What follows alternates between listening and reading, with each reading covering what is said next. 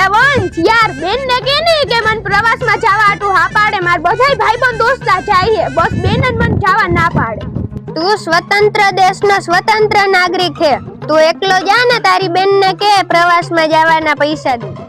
આ સમય ચૂપ રહેવાનો નથી અવાજ ઉઠાવવાનો હે જા ને તું તારી બેન ને કે તને પૈસા દે હા ભાઈ તું હાસુ કે હમણાં હું બેન પાસેથી પ્રવાસ માં જવાના પૈસા લઈને પાછો આવું બેન તું મને પ્રવાસ માં જવાના પૈસા દે કે નહીં દે જોડી કે મારી પાસે પૈસા નથી ને હું તને પ્રવાસ માં જવાય નહીં દઉં તાર મને પૈસા દેવા જોહે હું પ્રવાસ માં જઈને જ રહી